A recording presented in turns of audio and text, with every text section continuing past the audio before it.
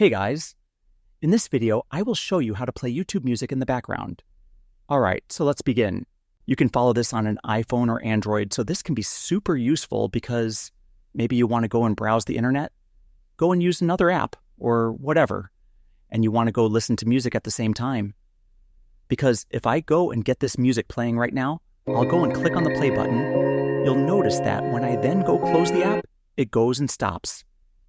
When I go and open up the control center, it says not playing, and I can't go start it. So to go and fix this is actually really simple. To go and play YouTube music in the background requires a subscription to YouTube Premium.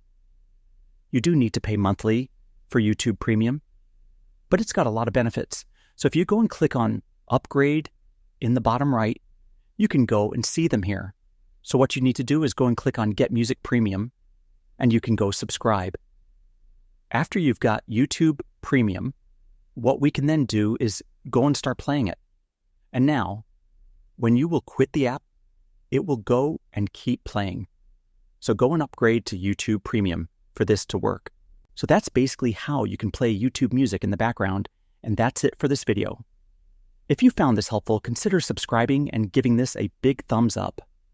Thanks.